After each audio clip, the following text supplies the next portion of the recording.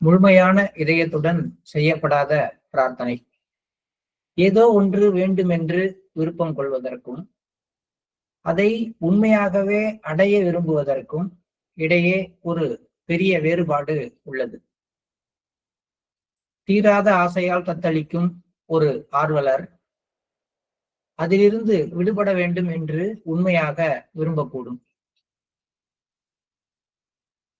மன வருத்தம் ஏற்படும் தருணத்தில் அந்த விருப்பம் தீவிரமடைகிறது. பிரார்த்தனை செய்திடும் தருணத்தில் அந்த பேரார்வம் உண்மையானதாக தோன்றுகிறது. தியானத்தின் ஆழ்ந்த அமைதியில் விடுபட்ட நிலை மிக அருகாமையில் இருப்பது போல தோன்றுகிறது. பின்னர் தூண்டுதல் ஏற்படுகிறது. ஒரு சூழ்நிலை உருவாகும் பொழுது நரம்பு மண்டலத்தில் உள்ள பழைய பாதை மீண்டும் செயல்பட தொடங்குகிறது. பெரும்பாலும் இது ஆழ்மனதில் ஆழமாக புதைந்துள்ள எதிர்வினைகளுக்கு வழிவகுக்கிறது. சட்டென்று உன்னதமான ஒன்றிற்கான பேரார்வம் அனைத்தும் மறைந்து விடுகின்றன. எஞ்சி இருப்பது புனையப்படாத ஆசையின் ஈர்ப்பு மட்டுமே. அந்த தருணத்தில் ஆர்வலர் உண்மையில் பேரார்வத்தின் வேர்கள் எவ்வளவு ஆழமற்றவையாக இருந்தன என்பதை உணர்கிறார். ஒரு அழகான மொழியில அது சொல்லியிருக்கும் பொழுது பார்க்கும் பொழுது நல்லா இருக்கு. இது நம்ம ஆனா ஒரு விஷயத்தோட, அதாவது ஏதோ ஒரு விஷயத்துக்காக நம்ம ஆசைப்படுறோம், அல்லது ஏதோ ஒரு ஒன்றாக மாறுவதற்கு விரும்புகிறோம் அப்படின்ற ஒரு கான்செப்டை எடுத்துக்கிட்டு இதை பார்க்கிறோம். உதாரணத்துக்கு பார்க்கணும்னா, இப்ப நான் ஏதோ ஒன்று வேண்டும் என்று விருப்பம் கொள்கிறேன். இந்த ஏதோ ஒன்றுங்கிறது ஒரு நல்ல உடல் நலம் வேணும் அப்படின்னு விருப்பம் கொள்கிறேன்னு வச்சுக்கோங்க. என்னோட உடம்பு ஹெல்த்தியா இருக்கணும்னு ஆசைப்படுறேன். இது ஆசை. யாருக்குதான் அந்த விருப்பம் இருக்காது? என் உடம்பு நல்லா இருக்கணுமாங்க, நல்லா இருக்கணும். இது சாதாரணம்.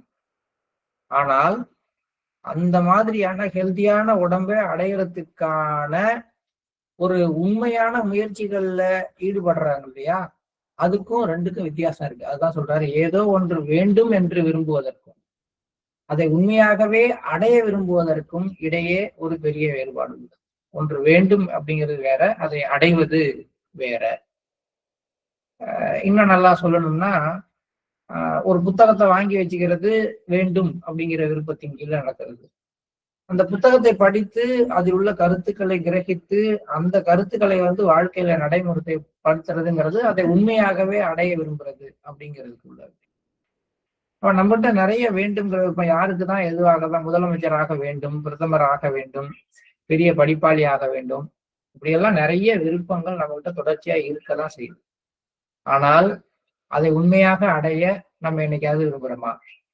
உண்மையாக அடைய விரும்புறதுன்னா அதுக்கான முயற்சிகள்ல ஈடுபடணும். இப்படி யாருக்குமே கோபப்படாமல் இருக்க வேண்டும் அப்படின்னு ஆசை இருக்கலாம், கரெக்டு தான். உண்மையே பேசணுங்கிற ஆசை இருக்கலாம், வேண்டும், இது வேண்டும்ங்கிற விருப்பம். ஆனால் அந்த நிலையை அடைய விரும்புறது, கோபப்படாத நிலையை அடைய விரும்புவதற்கு இடையில் ஒரு வித்தியாசம் இருக்குது. அந்த அடைய விரும்புறதுக்கு வில் பவர் தேவை. ஆசைப்படுறதுக்கு வில் பவர்லாம் தேவையில்லை, கற்பனை இருந்தாலே போதும், ஆசைப்படலாம். அல்லது ஒரு காஃபி குடிக்கிறவர்னு வச்சுங்களேன், அந்த காஃபி குடிக்காம இருக்கணும்னு நினைக்கிறது ஒரு விருப்பம், அது ஒரு ஆசை.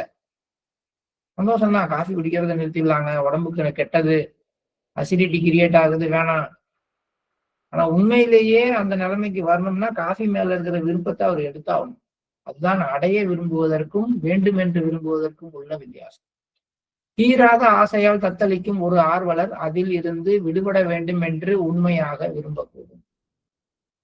அந்த தீராத ஆசை எப்பயுமே இந்த மாதிரி விஷயங்களுக்கெல்லாம் நம்ம மதுவை தான், போதை பொருளை தான் எடுத்துக்காட்டா இருக்கு. ஏன்னா அதுதான் உடனடியாக விளக்கம் தரும். அதை விட செக்ஸுவல் டிசைர்ஸ் எடுத்து பேசணும்னா இன்னும் தெளிவான விளக்கம் இருக்கும். ஆனா அது ஒரு பொது வெளியில அது பேச முடியாது அப்படிங்கிறதுனால மதுவையே எடுத்துக்கோமே. ஒருத்தர் மதுவை எப்படியாவது குடிக்கிறதுல இருந்து குடிப்பழக்கத்துக்கு அடிமையான ஒருவர், அதுல இருந்து விடுபட வேண்டும் என்று உண்மையிலேயே தான் அவர் விரும்புறாரு. இது என்னை எவ்வளவு அசிங்கப்படுத்துது, இதுல இருந்து நான் விடுபடணும், இன்னமே இதை தொட மாட்டேன், நாளை முதல் குடிக்க மாட்டேன், சத்தியம் அடி கண்ணே பாட்டு. அந்த மாதிரி ஒரு ஒரு மனதளவுல வந்து எல்லாருக்குமே அந்த ஆசை இருக்கதான் செய்யும். எந்த யாருக்குதான் இருக்காது. ஒரு விஷயத்துக்கு அடிமையான பிறகு அதுல இருந்து எப்படியாவது மீண்டு விட வேண்டும்ங்கிற ஆசை எல்லாருக்குமே இருக்கதான் செய்யுது. அதுவும் அந்த ஆசை இன்னும் எப்ப அந்த அந்த கெட்ட பழக்கத்துல இருந்து எப்ப விடுபடணுங்கிற ஆசை இன்னும் எப்ப வரும்னா, அதனால ஒரு அவமானப்பட்டு, மன வருத்தம் ஏற்பட்டு, பெரிய இழப்பு ஏற்பட்டு நிக்கும் பொழுது, சுத்தமா இனிமே அதை தொடவே மாட்டேன் அப்படிங்கிற அளவுக்கு அந்த நேரத்துல அந்த ஆசை வலுவடைகிறது. நேர்மறையான ஆசை.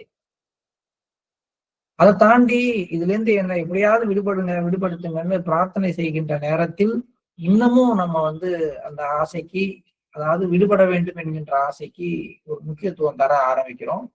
அப்ப நம்மகிட்ட இருக்கிற அந்த உண்மையான பேரார்வமாக அது மாறுகிறது. அப்படித்தான் தோணுது.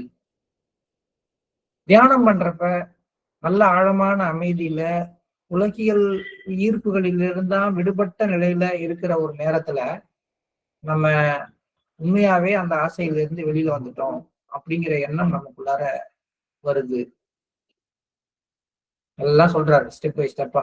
எதுலாம் ஒரு தீராத ஆசையால் தத்தளிக்கிற ஒருத்தருக்கு இயல்பாகவே இப்ப இதுல நம்ம வந்து அடிமை ஆயிட்டு இருக்கோம், கேம் விளையாடுறதுன்னு வச்சுக்கோங்களேன், அதுல இருந்து விடுபட வேண்டும் அப்படின்னு ஒரு ஆசை இருக்கு. ஒரு அல்லது வந்து ஆன்லைன் ரம்மி விளையாண்டுட்டு இருக்கிறாரு ஒருத்தர். எப்ப பார்த்தாலும் ஆன்லைன்ல சூதாட்டம் விளையாடுற ஆன்லைன் ரம்மி நிறைய பேரை வந்து பணக்காரர்ல இருந்து ஒரு நாள்ல ஏழை ஆக்குற ஒரு விளையாட்டு. நிறைய பேர் அதுல அடிமையா இருக்காங்க. அதுல இருந்து விடுபட வேண்டும்னு ஆசைப்பட்டு இனிமே தொடமாட்டான்னு நினைக்கிறாரு. ஒருவேளை அதுல ஒரு 50,000த்தையோ 1,00,000த்தையோ இழந்தப்ப இன்னும் தீவிரமாக அதுக்காக மன வருத்தம் ஏற்பட்டு அந்த அந்த சங்கல்பத்தை அதிகப்படுத்த விரும்புறார். அவர் பிரார்த்தனையில் ஈடுபடுகின்ற நேரங்கள்ல உண்மையாவே அதுல இருந்து இனிமே விடுபட்டு விடுவோம் அப்படிங்கிற எண்ணம் கூட அவர்கிட்ட வருது. தியானத்தில் ஆழமாக போறப்ப இனிமே நான் அதை தொடவே மாட்டேங்க, அதுக்கும் இதுக்கும் உள்ள எனக்கும் உள்ள எல்லா டச்சப்பும் போயிடுச்சு அப்படிங்கிற ஃபீல் கூட அவருக்கு வருகிறது. எல்லாமே ரைட்டு தான். ஆனால் அடுத்த நாள் என்ன நடக்குது? ஒரு விளம்பரம் வருது. இந்த மாதிரி ஒருத்தர் ஒரு பிடிச்ச சினிமா நடிகர் வந்து பேசுறாரு. நான் வந்து இதுல ஒரு ஒரு ரெண்டு பேரை ஒரு போட்டோ போட்டு நான் இப்படி இருந்தேன், ஆன்லைன் ரம்மி ஆடினோன்னு பாத்தீங்கன்னா என் வீட்டுக்கு முன்னாடி பங்களா நின்னுது, கார் நிக்கிறத பாருங்க, நான் நடந்து போயிட்டு இருந்தேன், இப்ப ஃபிளைட்ல தான் எங்கேயும் போறேன்னு ஒரு விளம்பரத்தை பார்த்த உடனே என்னுடைய நரம்பு மண்டலத்துக்குள்ளார ஏற்கனவே ஏற்பட்டிருந்த பதிவு திரும்பி தூண்டி விடப்படுகிறது. நம்ம எல்லா பழக்கங்களும் வந்து நரம்பு மண்டலத்துல வலைப்பின்னல் பதிவுகளாக தான் செட் ஆகுது. அது எப்படி வலைப்பின்னல் பதிவுகளா செட் ஆகுதுன்னா, எறும்பு ஊறி போனுச்சுன்னா அந்த போற பாதையிலேயே ஒரு ஒரு கோடு உளுந்து அந்த பாறையில கூட ஒரு பள்ளம் விழுந்துருமாங்க, எறும்பு ஊற கல்லும் தேயும். அது மாதிரி ஒரு குறிப்பிட்ட விளையாட்டு விளையாண்டு அல்லது குறிப்பிட்ட ஒரு பழக்கத்துக்கு ஒரு போதை வஸ்துவுக்கு அடிமையாகி அல்லது சீரியல் பார்த்து சீரியலுக்கு அடிமையாகி அல்லது எதுக்கு எடுத்தாலும் பொய் சொல்லி அந்த பொய் சொல்றதுலயே மத்தவங்களை வந்து திருப்திப்படுத்தி அதுல சந்தோஷப்படுறதுல அடிமையாகி இருக்கிறப்பெல்லாம் என்ன நடக்குதுன்னா, நம்முடைய நரம்பு மண்டலத்துல ஒரு குறிப்பிட்ட விதமான ஒரு அமைப்பானது தொடர்ச்சியாக தகவல்களை கடத்தி அந்த பாதை உள்புறமாக வலுப்பட்டு நிற்கும். அந்த பாதை வழியாக அப்புறம் தட்டி விட்டோம்னா அந்த பாதை வழியா தான் எல்லாமே போகும். நரம்பு செல் ஒண்ணு இப்படி நிற்கும்.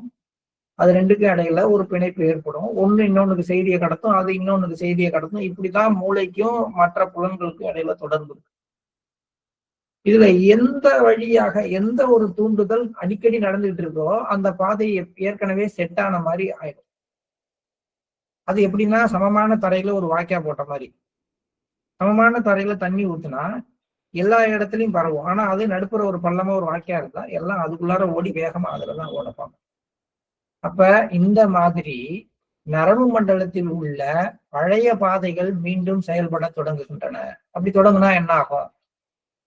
இது ஆழ்மனத்தில் ஆழமாக புதைந்துள்ள எதிர்வினைகளுக்கு வழிவகுக்கிறது. இப்ப நான் ஏற்கனவே ஒரு பேட்டர்ன்ல திங்க் பண்றேன் அப்படின்னா அந்த திங்கிங்ல நான் என்ன செய்யணுங்கிறதையும் ஏற்கனவே மனசுல அடிப்படையில வச்சிருப்பேன். ஆழ் மனசுல வந்து இப்படியே சொல்லி சொல்லி வளர்க்குறாங்க, டே நம்மளாம் எப்படிப்பட்ட பரப்பரை தெரியும்னா, உங்க தாத்தா அருவாள் எடுத்தா 10 பேரை வெட்டாம விடமாட்டாரா, உங்க அப்பா நடந்து போனாருன்னா ஊர்ல எல்லாம் அதிர்வான், முன்னாடி நின்று பேசவே அஞ்சுவான் அப்படின்லாம் சொல்லி ஒரு பயலை வளர்த்தா இது எல்லாமே நரம்பு மண்டலத்துல ஒரு பாதையை போட்டு வச்சிருக்கோம். நம்ம சொன்னா எவனும் எதிர்த்து பேசக்கூடாது, எவனாவது பேசினா வெட்டி போடணும் இப்படிங்கிற எண்ணம் உள்ளுக்குள்ளார ஆழ்மன எதிர்வினைகளாக பதிஞ்சிருக்கும் அந்த பையனுக்கு. இப்ப நடக்கிற ஜாதி கலவரங்கள்ல அருவாளை தூக்கிட்டு நிக்கிற பையனுக்கு பின்னாடி எல்லாம் இந்த மாதிரியான நரம்பு வலைப்பின்னலும் இந்த மாதிரியான ஆழ்மன எதிர்வினைகளும் இருக்கு.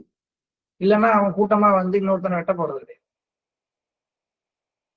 இது அருவாள் எடுத்துட்டு வெட்டுறவனுக்கு தான் இருக்கான்னா, இந்த வீட்டுல கணவன் மனைவிக்கு இடையில இந்த மாதிரி ஆழ்மன பாதைகள்ல நரம்பு பின்னல்கள் இருக்கு. ஒரு விஷயத்தை ஒரே மாதிரி செய்யும் பொழுது அதுக்கு எதிர்ப்பு ஒரே மாதிரி அங்க கிடைக்கும் பொழுது 2 பேருமே இந்த மாதிரியான நரம்பு பாதைகளை உருவாக்கிக்கிட்டு அவங்க அந்த மாதிரி செஞ்சா அதுக்கு எந்த மாதிரி எதிர்வினை ஆற்ற வேண்டும்னு மனசுக்குள்ளார எண்ணத்தை வச்சுக்கிட்டு இருப்பாங்க. இப்ப என்ன பண்ணும்னா, இனிமே எத்தனை தடவை எங்க வீட்டுக்காரர் திட்டினாலும் நம்ம எதிர்த்து பேசக்கூடாது, சரின்னு சொல்லணும்னு ஒரு இல்லத்தரசி முடிவு பண்ணியிருப்பாங்க. இது வந்து சங்கல்பம். இது சொன்னார்ல முன்னாடி மாதிரி அது ஒரு அவங்களுடைய விருப்பம். அந்த விருப்பத்துக்காக பிரார்த்தனை பண்ணிருப்பாங்க. அந்த தியானத்தின் போது அது மாதிரி இனிமே நான் எங்க வீட்டுக்கார்ட்ட எதிர்த்தே பேச மாட்டேன்னு ஒரு எண்ணம் கூட வந்திருக்கும். எல்லாமே ரைட். அல்லது ஒரு குடும்ப தலைவர், இனிமே என் மனைவியை நான் திட்ட மாட்டேன், கை நீட்ட மாட்டேன், எல்லாம் முடிவு பண்ணி நான் அந்த மாதிரிலாம் அந்த பழக்கம்லாம் என்னை விட்டு போயிடுச்சுங்க, நான் ரொம்ப நல்லவர் அப்படின்ற மாதிரி ஒரு எண்ணத்தை உருவாக்கி அதுக்காக அதை வலிமை அடைய செய்து அதுக்கு பிரார்த்தனை எல்லாம் தியானத்தை எல்லாம் துணைக்கு கூட்டு வரும் பொழுது கம்ப்ளீட்டாவே நான் மாறிட்டாங்க, அந்த ஆளு நான் இல்ல, நான் அவன் இல்லை அப்படின்னு அவர் நினைச்சுக்கிட்டு இருப்பாரு. அது மாதிரி அந்த இல்லத்தரசி நான் தியானம் பண்ணேன், மாஸ்டரை பார்த்தேன், எல்லாமே மாறி போச்சு, என்கிட்ட அந்த பழக்கம்லாம் இல்ல, நான் மாறிட்டேன்னு நினைச்சுக்கிட்டு இருப்பாங்க. ஆனால் அவர்களுக்கு ஏற்கனவே எந்த விதத்துல பிரச்சனை வந்ததோ அது சம்பந்தமான ஏதோ ஒரு தூண்டுதல் மீண்டும் யாராலையாவது ஏற்படுத்தப்பட்டால் அல்லது அது நினைவூட்டப்பட்டால் அல்லது அந்த விஷயத்தை திரும்பி எதிர்கொள்ற ஒரு சூழ்நிலை உருவானால் அவ்வளவுதான், முடிஞ்சு போச்சு. பத்திரகாளியாக மாறிவிடுவார்கள். இவரு கையில கிடைச்சதா எடுத்து அடிச்சு போவார், பலரும் ஒரு அறை விட்டுருவார், முடிஞ்சு போச்சு, அவ்வளவுதான். ஸோ இது 20 நாள் 20 வருஷம் கல்யாண வாழ்க்கையில 18 வருஷம் சந்தோஷமா இருந்ததெல்லாம் அவங்களுக்கு மறந்து போகும். அவர் ஒரு நாள் அடிச்சது மட்டும் அவங்களுக்கு 20 வருஷத்துக்கு அடுத்து ஞாபகம். அது மாதிரி அவங்க அன்பா சமைச்சு கொடுத்தது, அவங்க அன்பா பரிமாறினது, அவங்க எல்லா விதத்துலயும் அவருக்கு உதவியா இருந்ததெல்லாம் மறந்து போய் அவரை எதிர்த்து பேசினதும் அவர் குடும்பத்தை பத்தி பேசினதும் அவமானப்படுத்தினதும் மட்டும் அவர் மனசுல எதிர்வினையை தூண்டி விட ஆரம்பிச்சு. இப்படியாக ஒரு சூழ்நிலை உருவாகும் போது நரம்பு மண்டலத்தில் உள்ள பழைய பாதை மீண்டும் செயல்பட தொடங்குகிறது. இந்த பழைய பாதை செயல்பட்டால் அது மேல் மனதோட நிக்காது, அதுதான் பிரச்சனை. நம்ம புதிதாக வகுக்கின்ற பாதைகள்லாம் இந்த லாஜிக்கல் மைண்டோட நிற்கும். பழைய நரம்பு பாதைகள் தூண்டிவிடப்பட்டால் அது லாஜிக்கல் மைண்டையும் தாண்டி சூழ்நிலைகளையும் தாண்டி அவனுடைய ஆழத்துக்கு போய் ஆழ்மன விருப்பங்களை போய் தொட்டு. அப்பதான் எதிர்வினைகள் கடுமையா இருக்கும். சூழ்நிலைகளை எல்லாம் தாண்டி அந்த கோவக்காரன் பாஸ் முன்னாடி ரொம்ப பணிவா நின்ன ஒருத்தன், எதிர்த்து ஒரு வார்த்தை பேசாதவன், எல்லாருக்கும் முன்னாடி பாச வந்து காலில் கிடக்குற ஒரு காலனியை கழட்டி அடிச்சுக்குவான். இது சாத்தியமாடா, அவனாடா செஞ்சான், இந்த சூழ்நிலையில செய்ய முடியுமா, அவனுக்கே திரும்பி அந்த நம்பிக்கை வராது. இந்த மாதிரிலாம் நான் செஞ்சிருக்க வாய்ப்பே இல்லையேன்னு சொல்ற மாதிரி, எப்படி என்ன அறியாம செஞ்சுட்டேன் அப்படின்னு சொல்றேன். அந்த என்னை அறியாமல் செய்தேங்கிற வார்த்தைக்கு பின்னாடி நடக்கிற அந்த அறிவியல் பூர்வமான நிகழ்வை தான் மாஸ்டர் இப்ப சொல்றாரு. ஒரு தூண்டுதல் ஏற்பட்டு ஒரு சூழ்நிலை உருவாகும் போது நரம்பு மண்டலத்தில் உள்ள பழைய பாதை மீண்டும் செயல்பட தொடங்கும் போது பெரும்பாலும் அது மேல் மனதை டச் பண்ணாம டைரக்டா ஆழ் மனதுல போய் அங்கு ஆழமாக புதைந்துள்ள எதிர்வினையை வெளியில கொண்டு வர வழிவகுக்கிறது. அப்ப அது சின்ன வயசுல அவங்க வீட்டுல கேட்ட கதைகள்ல இல்ல அவங்க அம்மாவோ அல்ல அவங்க அப்பாவோ வீர தீர பிரதாபத்தோட ஏதோ ஒண்ணு சொல்லியிருப்பாரு, அவனை நான் வந்து என்னோட காலில் கடந்ததை எடுத்து கழட்டி அடிச்சு அவனை அப்படின்னு ஏதாவது பேசி இருந்திருப்பாரு. இதெல்லாம் ஆழ் மனதுல இப்படிலாம் எதிர்வினை ஆற்றணுங்கிற எண்ணம் எல்லாம் வந்து டிஎன்ஏல இருக்கும், இல்லைன்னா சூழ்நிலையினால நமக்குள்ளார வந்திருக்கும். ஒரு காலகட்டத்துல அப்படி இருந்து மூத்தவர்கள் அது மாதிரி இருந்து அது டிஎன்ஏ ஸ்ட்ரக்சர்னே வந்திருக்கலாம். அல்லது இந்த காலகட்டத்துல அம்மாவோ அப்பாவோ அவங்களுடைய வீர தீர பிரதாபங்கள், அவங்க தம்பி பெரும்பாலும் அம்மாக்கள் தங்களுடைய தம்பிகளை பத்தி அண்ணன்களை பத்தி பேசுறது, அந்த மாதிரி விஷயங்கள்லாம் குழந்தைங்க கேட்டு வளரும் பொழுது, ஓஹோ நம்மள்ட்ட ஒருத்தர் வந்தா அவரை விட நான் பெரிய ஆள்னா அவரை இதால அடிச்சாலாம் நான் பெரிய ஆள்னு சொல்லுவாங்கன்னு ஒரு எண்ணத்தை ஆள் மனதுல போட்டு வைப்பாங்க. இது என்னைக்கோ உள்ளர புதஞ்சி இப்படிதான் எதிர்வினையாற்றணும்னு உட்கார்ந்துட்டு இருக்கோம். இந்த இந்த நரம்பு பாதையானது தூண்டி விடப்பட்டு நேரா போய் அங்க டச் ஆனவங்க சம்பந்தமே இல்லாத அந்த செயலை அந்த பொருத்தப்பாடு இல்லாத சூழ்நிலையில ஒரு மனிதன் நிறைவேற்ற தொடங்குகிறான். சட்டென்று அதுவரை உன்னதமான ஒன்றிற்காக பேரார்வம் கொண்டிருந்த அனைத்தும் மறைந்து விடுகின்றன. அது வரைக்கும் அவர் பெரிய சாமியார், கடவுளை தவிர எதுவும் எண்ணாத ஒருவர், ஆண்டுகளாக தவம் புரிந்து கொண்டிருந்த ஒருத்தர், தன்னுடைய மக்களுக்காக தன்னுடைய நாட்டுல மழை பெய்யணுங்கிறதுக்காக ஏன் யாரையோ கெஞ்சணும், நானே துறவியாகி எல்லாத்தையும் செஞ்சிடறேன், எல்லாத்தையும் மாத்தி அமைக்கிறேன்னு வந்த ஒருத்தர். இந்த விசுவத்தின் மீது அன்புடையவர் விஸ்வாமித்திரர். அவர் எல்லா விதத்திலையும் அப்படியே தன்னை உண்மையாகவே அடக்கி அதுவாகவே மாறிதான் நின்றார். ஆனால் சகுந்தலை விஸ்வாமித்திரர் விஸ்வாமித்திரர் யார் முன்னாடி தோத்து போனாரு? மேனகை. அந்த மேனகை ஆடும் பொழுது அந்த நரம்பு தூண்டல் ஏற்படும் போது அவர் ராஜா இல்லையா? ராஜாவுடைய பழைய நரம்பு பாதை தூண்டி விடப்பட்டது இல்லையா? ராஜா எப்படி எதிர்வினை ஆற்றுவார்? அவருக்கு ஒரு பெண் மீது ஆசை ஏற்பட்டால் அவரை உடனடியாக அடைந்தே தீர்வார். அந்த நிலைமையில தான் ரிஷி என்பதை மறைந்தார், முனி என்பதை மறந்தார், தன்னுடைய தவ வலிமையை மறந்தார். ஒரு நிமிடத்தில் அவருடைய அந்த விஷயத்துக்கான பேரார்வம் எல்லாம் மறைந்து எஞ்சி இருப்பது என்ன அப்படின்னா, அந்த ஆழ் மனதுல கட்டுப்படுத்தப்படாமல் இருக்கின்ற அந்த ஆசை. இந்த ரா புல் ஆஃப் த டெசைர் அப்படின்னு போடுறாரு மாஸ்டர். ஆழ் மனதுல கட்டுப்பாடு இல்லாமல் இருக்கின்ற அந்த ஆசையினுடைய ஈர்ப்புக்கு அவர் அடிபணிய ஆரம்பிக்கிறார். அந்த தருணத்தில் அவர் ஒண்ணுதான் தெரிஞ்சுக்கலாம், தன்னுடைய பேரார்வம், தான் எதை அடைய வேண்டும் என்று ஒரு ஆஸ்பிரேஷனோட இருந்தாரோ அந்த ஆஸ்பிரேஷனுடைய ரூட் எந்த அளவுக்கு இருக்கு அப்படிங்கிறதை உணர்கிறார். விஸ்வாமித்திரர் முனிவராக இருந்தாலும் அவருடைய வேர் எங்க இருக்குன்னா ராஜா மேல இருக்கு. கிங். அப்ப அந்த ரஜோகுணம் அதுக்குள்ளாரதான் வேர் ஓடி இருக்கு. அந்த ராஜாவுக்கு உரிய அந்த பண்புகளும் அந்த பழக்க வழக்கங்கள்ல இருக்கிற அந்த வேர் தான் செயல்பாட்டுக்கு வர்றதுக்கான வேலைகளை கொடுக்குது. நம்மளையெல்லாம் சொல்லிக்க முடியாது, விஸ்வாமித்திரரையும் மேனகையும் சொல்லிதான் நம்ம சொல்ல முடியும். இது எல்லாம் நம்மளும் விஸ்வாமித்திரர் தான், நம்மளும் மேனகை தான், எல்லாம் இங்க இருக்கவங்களும் எல்லாம் அதான். பட் இதெல்லாம் தான் மாஸ்டர் சொல்றாரு.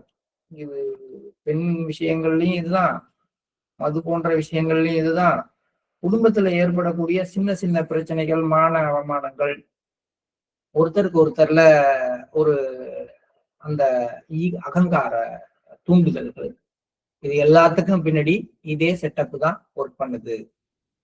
அப்ப பேரார்வம் எங்க போனுச்சு? அபியாசியா, நீலாம் ஒரு அபியாசியா, நீலாம் ஒரு பிரிசெப்டரானு ஒவ்வொரு பிரிசெப்டரும் தன்னுடைய கணவர்கிட்டயோ மனைவிகிட்டயோ திட்டு வாங்கியிருப்பாங்க. ஒன்னெல்லாம் எப்படி மாஸ்டர் பிரிசெப்டர் ஆக்குனாரு அப்படிங்கிற கேள்வியை கேட்டிருப்பாங்க. நீ எல்லாம் பிரிசெப்டர்னு சொல்லிக்காத, முதல்ல அபியாசியா இருக்கவே லாய்க்கு இல்லை அப்படின்னு உங்க மனைவியோ உங்க கணவரோ உங்களை சொல்லி இருக்கலாம். நீ எல்லாம் ஒரு அபியாசியா, இதுக்கு நீ தியானம் பண்ண போக வேண்டிய தேவையே கிடையாது அப்படின்னு வெளியில இருக்கிற ஒருத்தர் உங்களை பார்த்து சொல்லியிருக்கலாம்.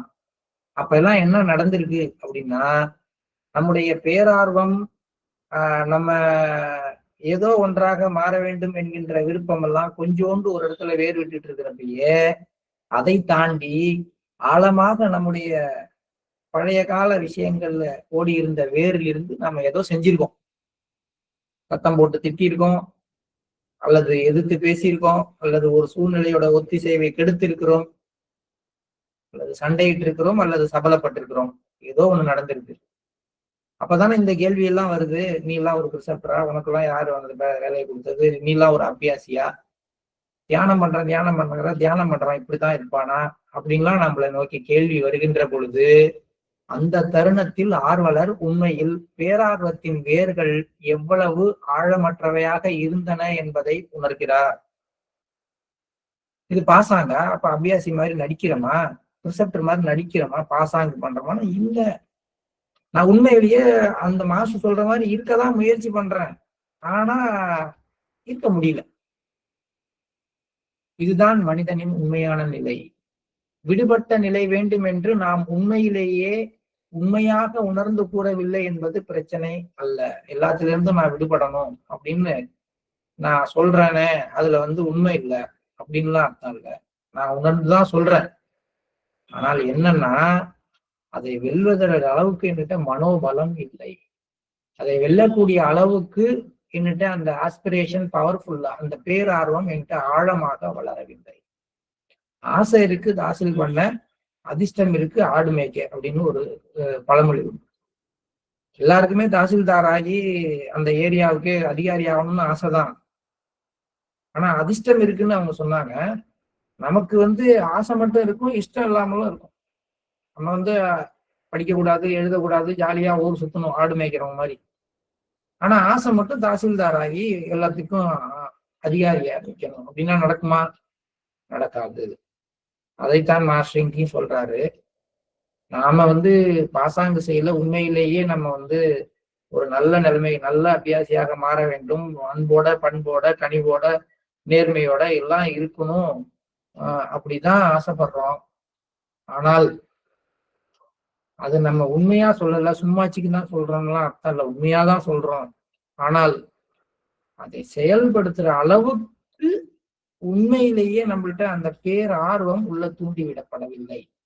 அப்படி தூண்டிவிடப்பட்டிருந்தால் அப்ப நம்ம என்ன பண்ணுவோம், இந்த இடத்துல எல்லாம் மிக தெளிவாக அதை உடைச்சிட்டு வெளியில வந்து. இப்ப பிரச்சனை என்ன? என்னிடம் ஆழமாக இன்னும் அந்த பேர் ஆர்வம் வளரவில்லை. என்னுடைய பிரார்த்தனை உண்மையானது, ஆனால் முழு மனதோடு அந்த பிரார்த்தனை செய்யப்படவில்லை. ஆனா சும்மாச்சுக்கு மாஸ்டர்கிட்ட சும்மா பேருக்கு மாஸ்டர் என்னுடைய பாவங்களை எல்லாம் விட்டுட்டு நான் இனிமே எல்லா இடத்துலயும் நான் மாறிடுவேன் மாஸ்டர், இனிமே கோவவே பட மாட்டேன் மாஸ்டர், நீங்க தான் எனக்கு உதவி செய்யணும் அப்படின்னு பொய் நாச்சிக்கமா பேசுவாங்க மாஸ்டர்கிட்ட. உண்மையாதான் சொல்றேன், நைட்டு சொல்லும் பொழுது உண்மையாதான் சொல்றேன் மாஸ்டர், நான் இது வரைக்கும் செஞ்சதுல இருந்து என்ன மன்னிச்சுக்குங்க, இனிமே நான் செய்ய மாட்டேன்னு சொல்றப்ப உண்மையாதானே சொல்றேன். மாஸ்டர் ஏமாத்தியா சொல்றேன்? இல்ல. ஆனால் அங்க இனிமே செய்யவே மாட்டேன் அப்படிங்கிற அந்த முழு மனதோட அந்த ஒரு உறுதியானது ஏற்கப்படவில்லை. வேறு இன்னொரு பக்கம் கொஞ்சம் இருக்க, அங்க கை வச்சா இந்த உறுதி போயிடுது. அது எப்படின்னா, நம்மளுடைய ஆர்வங்கள் எது நம்ம கிட்ட இருக்குன்னு தெரியாததுனால நம்மலாம் பெரிய ஞானி அப்படின்னு நம்மலாம் நினைச்சுக்கிறோம். ஒரு எடுத்துக்காட்டுக்கு சொல்லணும்னு வச்சுக்கோங்களேன், ஒரு ஒரு ரேஷன் கடைக்கு போறோம். கியூல அரிசி வாங்குறதுக்கோ அல்லது பொங்கல் பணம் வாங்குறதுக்கோ யாரு முன்னாடி யாரு பின்னாடின்னு அடிச்சுக்குவாங்க. நமக்கு அபியாசியா இருக்கிறப்ப பாக்குறப்ப என்ன மக்கள் ஒரு 3000 ரூபாய் பணத்துக்கு ஏன் வரிசையில் நின்று வாங்கிட்டு போற அளவுக்கு பொறுமை இல்லையா, கொடுக்காமலா போயிடுவாங்க அப்படின்னு தானே பேச சொல்லுவோம். அதனால நம்ம ஞானி கிடையாது. நம்மளுடைய யோக்கியதை என்னங்கிறது, நமக்கு முன்னாடி மாஸ்டர் நிக்கிறப்ப யாரு முதல்ல பாக்குறதுன்னு முட்டி அடிச்சுட்டு போறாங்க இல்லையா, அப்ப தெரிஞ்சுக்கோ. இப்ப இதே அவருக்கு பணம் வாங்குறதுல ஆசை, உங்களுக்கு மாஸ்டரை பாக்குறதுல ஆசை. அவரு எப்படி வெளிப்படுத்துறாரோ அப்படிதான் நீங்களும் வெளிப்படுத்துறீங்க. அப்ப நம்ம என்ன ஞானியா? விஷயம்தான் வேற. அது இன்னும் அழகாக சொல்லணும் அப்படின்னா, ஒரு துறவியை பொறுத்த வரைக்கும் அவருக்கு மண் ஆசை, பொண்ணு ஆசை, பெண் ஆசை எதுவும் கிடையாது. அப்படியே தங்கத்தை கட்டி கட்டியா வச்சிருந்தாலும் அவருக்கு ஒண்ணும் அது பார்த்தா அவரு அட போப்பா அப்படின்ட்டு போயிடுவாரு. எவ்வளவு உணவை சமைச்சு வச்சாலும், எவ்வளவு டேஸ்டா வச்சாலும் அது ஒரு சாதாரணமா எடுத்துக்கிட்டு ஏதோ இந்த வேலை இறைவன் போட்ட பிச்சைப்பா, ரைட்டுப்பா, சாப்பிடுறா, சந்தோஷம்ப்பா அப்படின்ட்டு போயிடுவாரு. அவர் மேல காரி உமிழ்ந்தால் கூட துடைத்து விட்டு, மகனே நீ செய்வது சரியல்ல, உனக்கு கடவுள் நல்ல புத்தியை கொடுத்துட்டு போயிடுவாரு. அவர் எல்லாத்திலிருந்து விடுபட்டவர்னு நீங்க சொல்றீங்க, நானும் நினைப்போம். ஆனா அவரு எந்த இடத்துல குடிசை போட்டிருக்காரோ அதுக்கு எதிர்த்தாப்புல இன்னொரு குடிசை போட்டு அங்க ஒரு துறவி உட்கார்ந்ததுக்கு அப்புறம் இந்த துறவிய கும்பிட்டுட்டு அந்த துறவிய பார்க்காம போனா இவருக்கு பொங்கிட்டு வரும் பாருங்க கோபம்.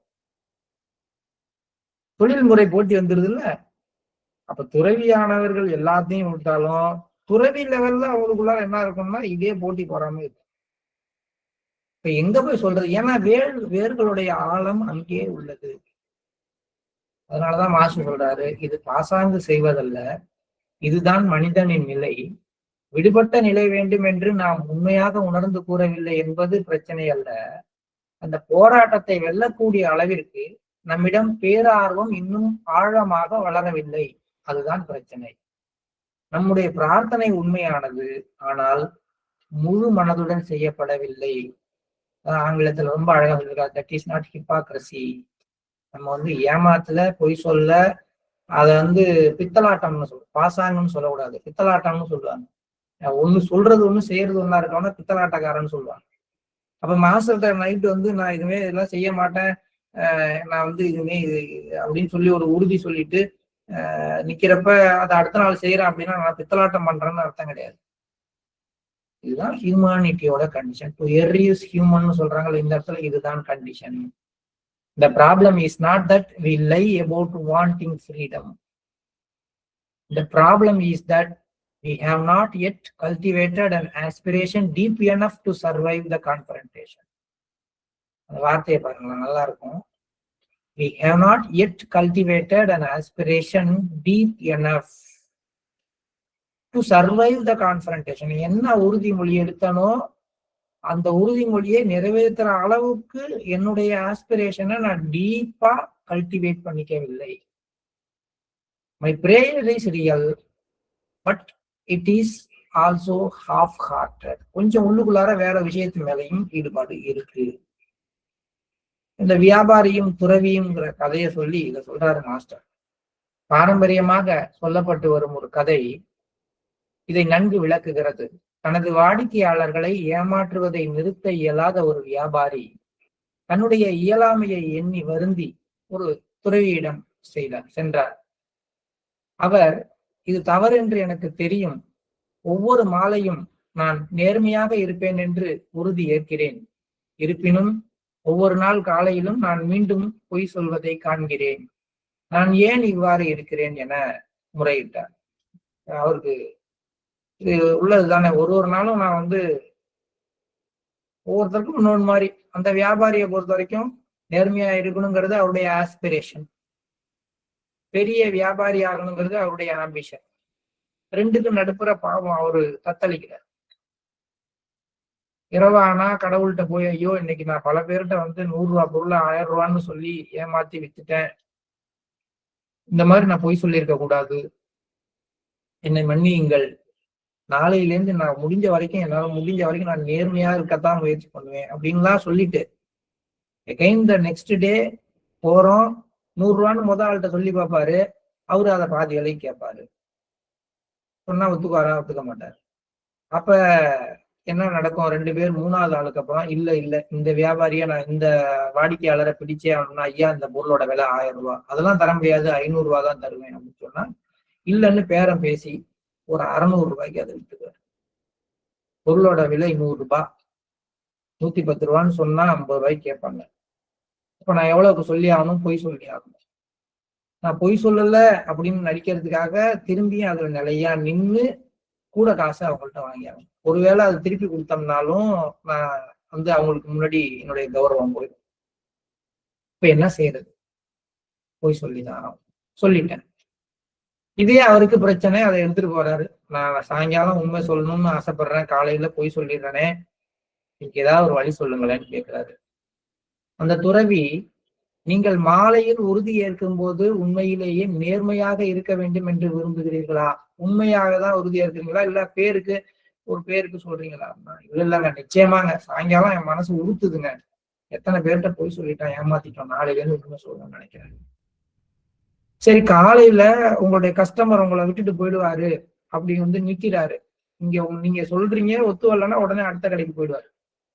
அப்பையும் நீங்க அந்த சாயங்காலம் நேர்மையா இருந்த மாதிரி நேர்மையாவே இருக்க விரும்புறீங்களா அப்படின்னு கேட்டா, இல்லை. இந்த நேரத்துல என்னுடைய எப்படியாவது இவருக்கு அந்த பொருளை விற்று அந்த என்னுடைய விற்பனையை அதிகரிக்கணுங்கிறது தான் அந்த நேரத்துல என்னுடைய எண்ணமாக இருக்கிறது.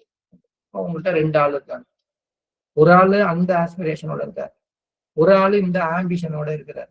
நீ உடனே வித்தாகணும் அப்படிங்கிறது ஒரு குறிக்கோளா வைத்துக்கொண்டு உட்கார்ந்துருக்காரு. முடிவெடுத்தவர் வேற ஆளு, இங்கே செயல்படுபவர் வேற ஆளு. அப்படின்னா மாலையில் உறுதி ஏற்பவர் ஒருவர், என்ன வேண்டும் என்று காலையில் தேர்வு செய்பவர் மற்றொரு. அவர்கள் இருவரும் ஒரே ஆளாக மாறும் வரை நீங்கள் ஏற்கின்ற அந்த உறுதியானது குலைந்து கொண்டுதான் இருக்கும் என்று துறவி கூறினார். இனிமே காஃபியே சாப்பிட மாட்டேன், காஃபினால பெரிய அசிடிட்டி, இது இரவுல எடுக்கிற உறுதிமொழி.